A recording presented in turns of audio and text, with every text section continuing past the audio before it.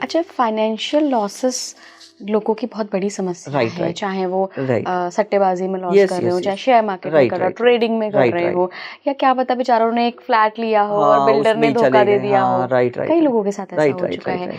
तो क्या वो इस पास्ट लाइफ वेल्थ रीएक्टिवेशन के जरिए चीजें ठीक कर सकते हैं? अभी आप मुझे ये देखो ना, इस दुनिया में ना इंसान के साथ कर्म क्लियर करने के लिए तैयार नहीं है, कोई नहीं है तैयार, है ना। कितना भी पता चले कि ये मेरी सास है, मुझे इसकी सेवा करनी है, ये मेरा पार्टनर है, मुझे इसकी सेवा करनी है, कोई करने को तैयार। ये मतलब बच्चे भी नहीं बोलेंगे मुझे पेरेंट्स के ने अच्छा पढ़ाया तो मुझे इसकी सेवा करनी है, कभी नहीं सोचेंगे बच्चे लोग। लेकिन मनी एक ऐसा सब्जेक्ट है जिसके जरिए ना लोग एक दूसरे की सेवा करते हैं, एक दूसरे के पास जॉब करते हैं, काम करते हैं, उसके हाथ के नीचे रहते हैं। Is it right? This is called a sixth element. Money is a sixth element. तो जिन्होंने भी पास्ट लाइफ में 5 एलिमेंट्स के साथ गलतियां की है, उनको सिक्स्थ एलिमेंट के जरिए मौका मिलता है। ओके। ताकि आप पैसे कमाओ या इन्वेस्ट करो या बर्बाद हो गए, इसका मतलब आपका कर्म क्लियर हो गया।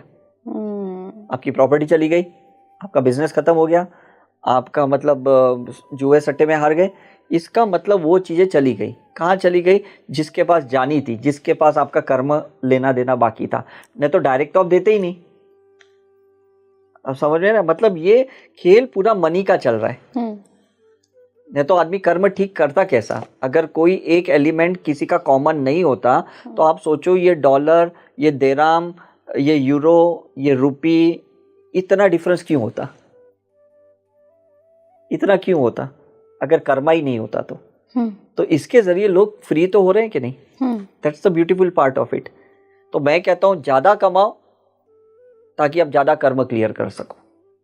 अदरवाइज संत उल्टा कहते हैं कि जितना कम कमाओगे इतना सुखी रहोगे। मैं उल्टा कहता हूं हमेशा, इतने पैसे कमाओ, इतने पैसे कमाओ कि आपके 10-15 जन्म के कर्म एक जन्म में ठीक हो जाए।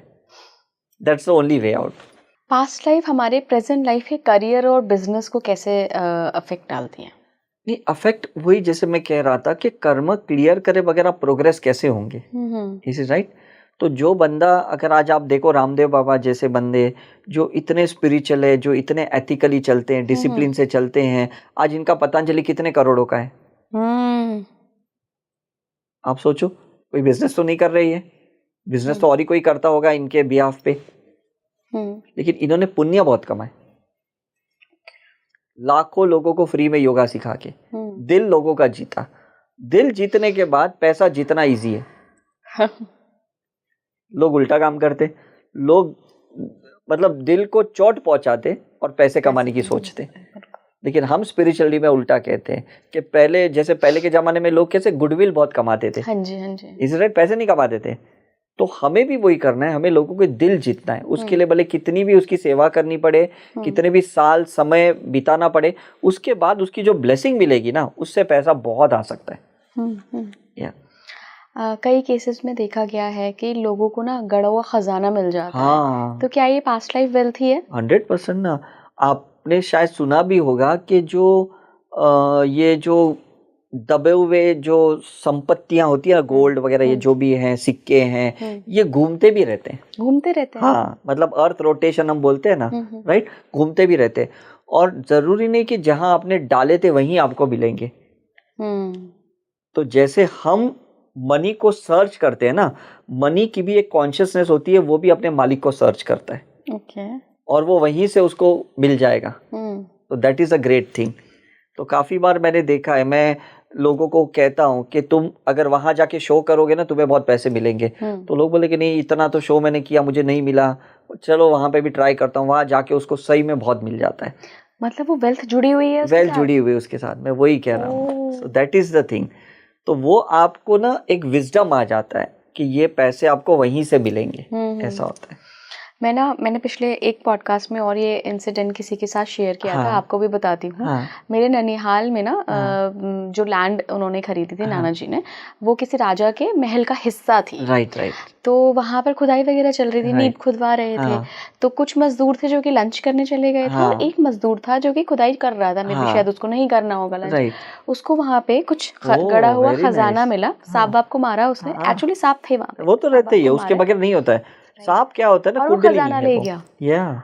तो सब लोग कहते हैं अरे देखो गरीब की किस्मत चमक गई। लेकिन अब आपकी बातों से मुझे लग रहा है कि भाई उसकी पास्ट लाइफ वेल्थ थी वो, एग्जैक्टली उसी को क्यों मिली? उसी को मिली। यही मैं कहता हूँ, वो सर्च होता है ना, ये काउंटर पार्ट है जो मैं थोड़ी देर पहले आपको कह रहा था, हर एक चीज का काउंटर पार्ट होता है।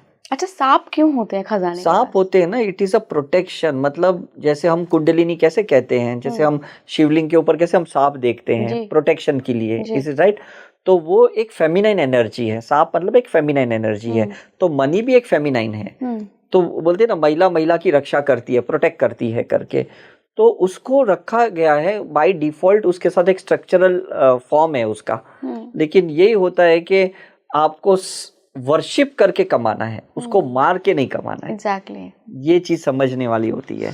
तो बोलते हैं ना, कुंडलिनी को स्पिरिचुअली जगाना है, तांत्रिक फॉर्म से नहीं जगाना है, ऐसा करके। तो मनी भी वैसा ही है। क्या कुछ रिचुअल्स होते हैं जो कि पास्ट लाइफ वेल्थ को बता सकते हैं या अवेकन कर सकते हैं? रिचुअल्स तो बहुत होते हैं। आप देखो ना कि अगर आप तिरुपति में जाओ, है ना, तो वहाँ पे लोग हेयर डोनेट करते हैं, या आपको जो चीज़ मतलब गोल्ड डोनेट करते हैं, जो चीज़ ज़्यादा पसंद है या ज़्यादा अटैचमेंट है। तो क्या होता है ना, आपकी एनर्जी उस चीज़ में लगी पड़ी है। और जब वो चीज़ आप डोनेट करते हो और आप इंटेंशन रखते हो कि मुझे पैसा चाहिए, तो रिटर्न तो आपको एक फ्री विल चॉइस है कि नहीं? तो एक्टिवेशन तो ये रिचुअल्स होती है।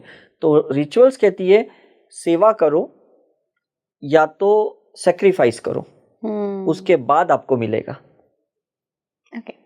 आपके पास कभी कोई ऐसे केसेस आए हैं जिसमें लोगों को ड्रीम्स के माध्यम से या इंट्यूशन के माध्यम से ऐसा लग रहा हो कि यार अभी तो मेरी फाइनेंसेस अच्छे नहीं हैं, मैं बहुत मेहनत भी कर रहा हूँ, लेकिन मेरी किस्मत में तो लिखा है और इसका कुछ पास्ट लाइफ से कनेक्शन है, तो मैं कैसे इसको अनलॉक करूँ?